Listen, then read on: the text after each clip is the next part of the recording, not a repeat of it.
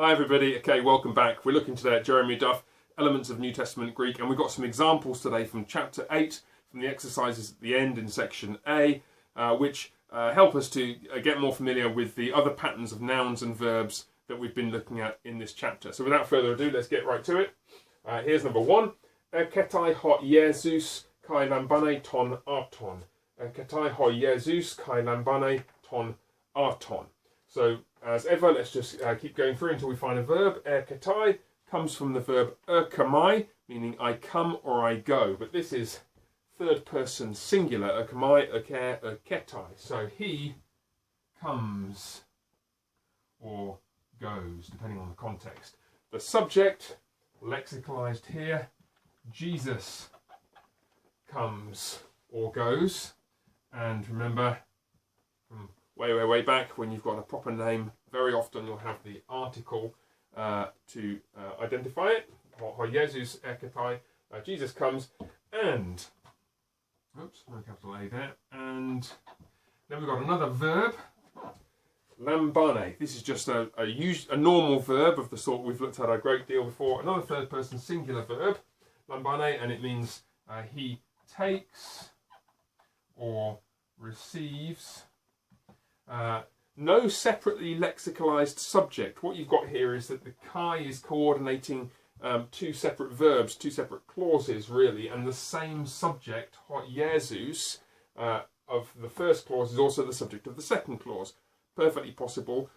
When you get more advanced in the study of Greek and you start to study discourse analysis, then you'll start to get more familiar with subtleties by which Greek distinguishes clauses in which the same subject is carried over from the previous one from clauses in which it's a different subject. But for now, no need to worry about any of that stuff. Jesus comes or goes and takes or receives object in the accusative, the bread. Jesus comes or goes and takes or receives the bread, and whether he's coming or going and taking or receiving will depend entirely on the context in the sentence you're looking at. There's a nice simple one. Let's do a more tricky one in a moment. Okay, here's another one. Looks a bit more daunting, but really it's no more difficult than the previous one if we just take it one step at a time and remember the things we've been looking at in this chapter. So, kai hooklos, erketo, palin, paraten thalasan, pros auton, kai edidasken autus. Let me just check I've copied that down right. Kai edidasken autus. Yeah, I have. Thought so. Right, okay. And we can pop the and in here, give you that for nothing, and the same one down here. But let's not forget the simple things. Let's find the verb. Here is the first verb. And this looks a bit puzzling. It comes from erkamai. And what's happened is the erkamai, the stem, has combined with the epsilon augment for the imperfect tense to give you epsilon plus epsilon is going to give you this eta. So that's the giveaway that it's in the imperfect tense, along with this ending, of course. You remember the imperfect endings of ruamai, eru omen, eru u, eru eto, third person singular. So that means something like he was coming, it was coming, or going, coming, going.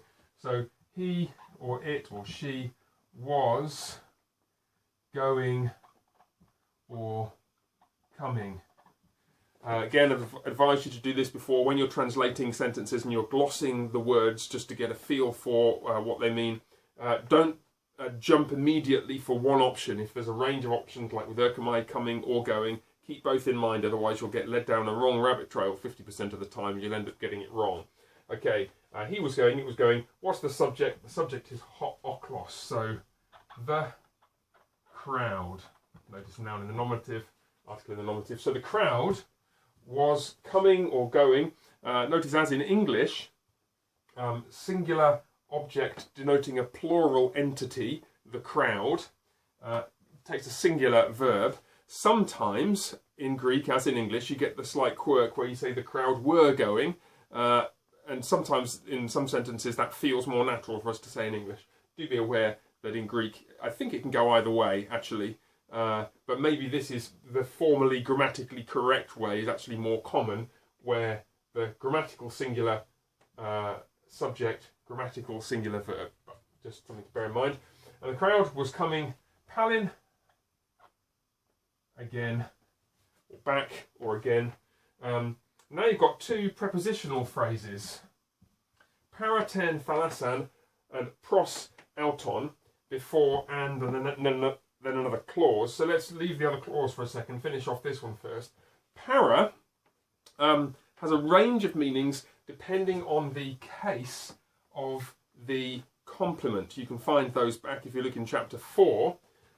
Para with the accusative, ten thalasan, means something like beside or alongside. There was a video I did a while ago about the meaning of prepositions in different cases, and in general when you're talking about spatial prepositions denoting movement or location in space, accusative is going to mean something like this: besides, alongside, next to, or something like that. So para probably means something like alongside or beside. I can't remember what Duff says. Duff says along, which this feels a little awkward to me in English, but alongside or beside the sea or the lake would be fine.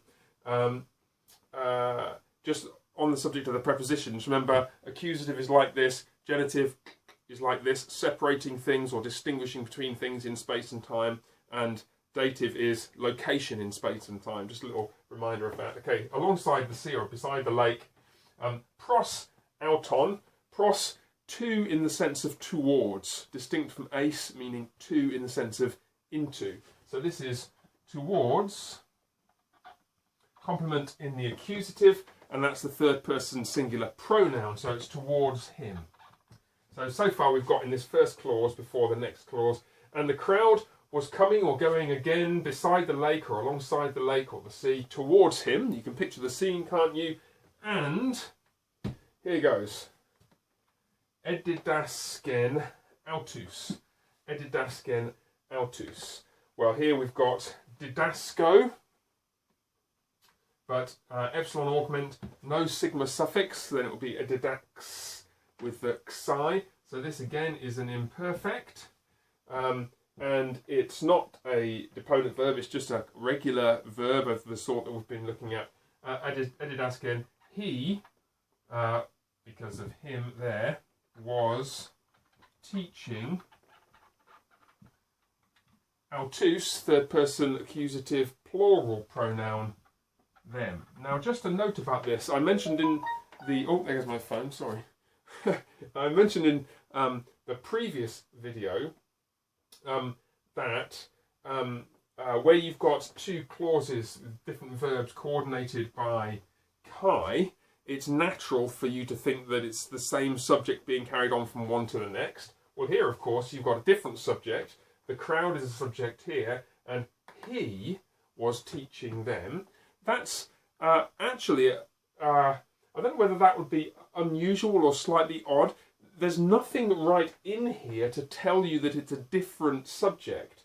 And as you advance more in Greek and you encounter what I called a moment ago discourse analysis, you will start to spot the important distinctions and subtleties in sentences which indicate when a subject of a verb has changed from one subject to another. But for now, don't worry about it. It's the crowd's a subject here, and he was teaching them right there. Right, one more, and then we'll finish.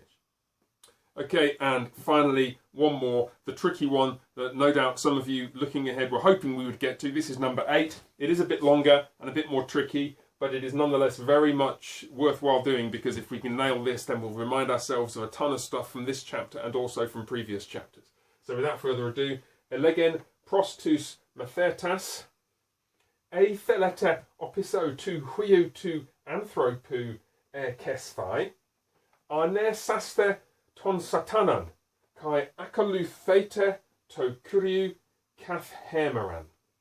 I'm not going to read that again. You can replay the video if you insist on it. Right from the top then. First thing we run into is a verb, elegen. It's imperfect from lego because of the epsilon augment. Third singular because of the ending. He was saying.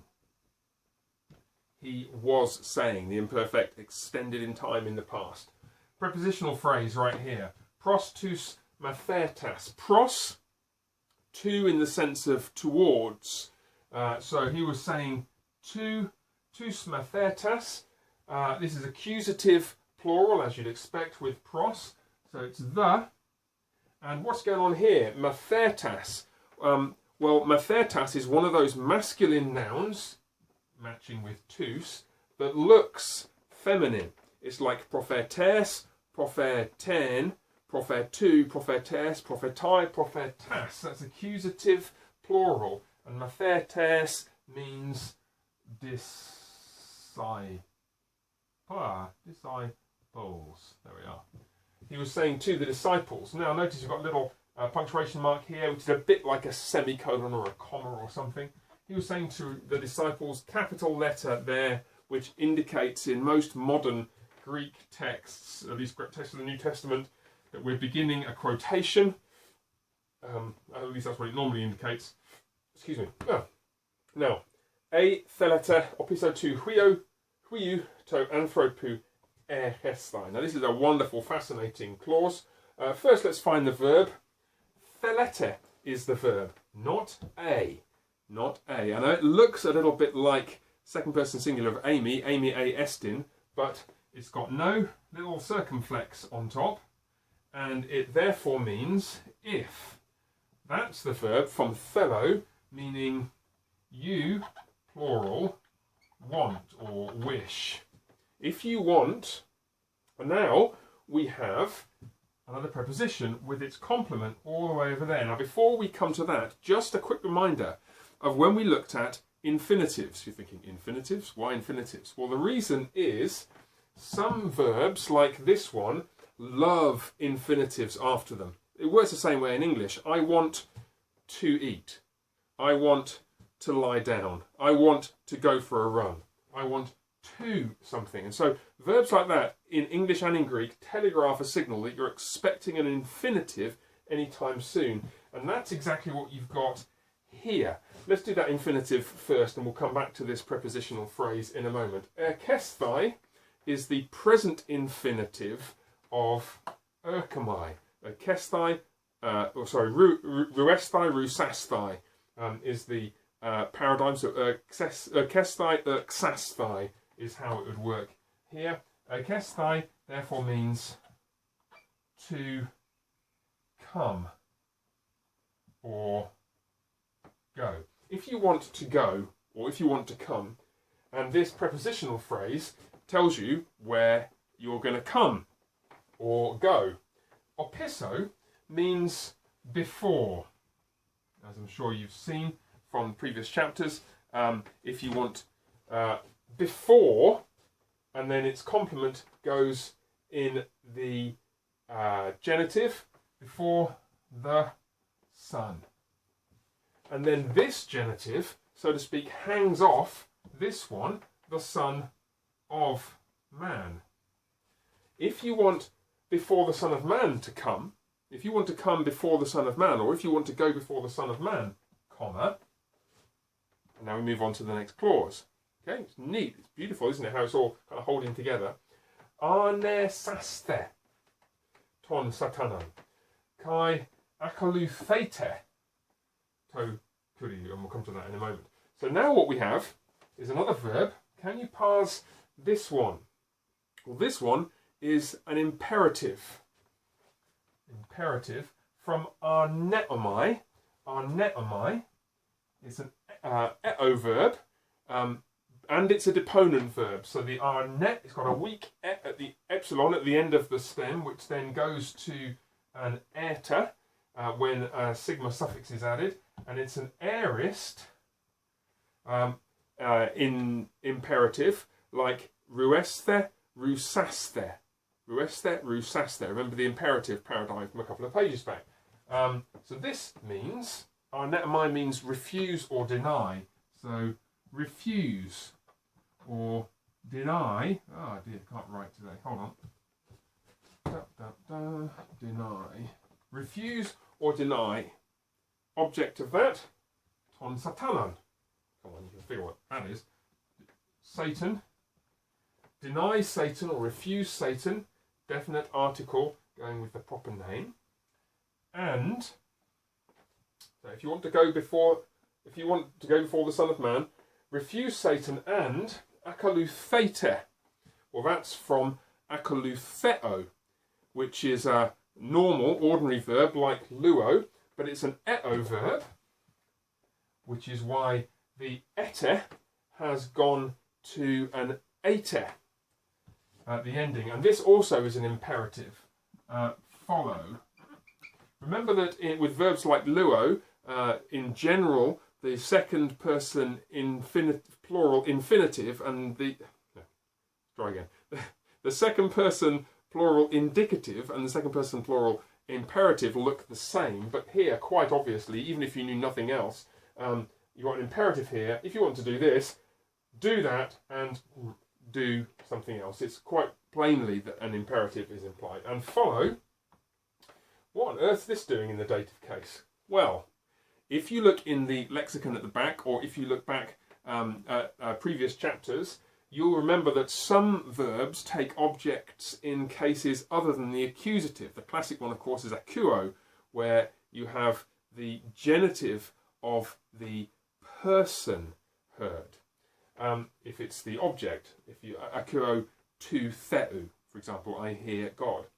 To kurio arises in the dative because akalu theo takes an object in the dative. So, and follow the Lord. Oh, no, you have a full stop there. So, got all that so far. He was saying to the disciples, if you want before the Son of Man to go, refuse Satan and follow the Lord. And then finally, kathemeran. Well, you don't need to worry about what this means because Duff tells you. Kathemeran is a Greek idiom for each day or daily. So we can pop that in if you like. Each day. Of course, it's not the case that kath means each, or I mean, day does, hemeran does mean day, but you can sort of see how this meaning has arisen from the meanings of the verbs. Be careful, because normally idioms are distinguished because they can't be and they can't be understood simply by adding together the meanings of their words, at least not very easily. But in this case, kath from kata, meaning something like according to a day. If you play with that idea in your mind a little bit, you can see how according to a day or day by day can pretty soon mean each day. And so you've got the final translation. He was saying to his disciples, if you want to go or come before the Son of Man, refuse Satan, imperative, and follow, imperative, the Lord each day. That'll do you, I think. 3 examples from the end of this chapter. We are now all set to move on to chapter 9, where we're going to be looking at pronouns and conjunctions. And we are now really rocketing through this book. Look at that. Check that out. You're doing really, really well if you've got this far. Remember, 20 minutes a day, 30 minutes a day, and we will have you reading the New Testament in Greek in no time at all. God bless, and bye for now.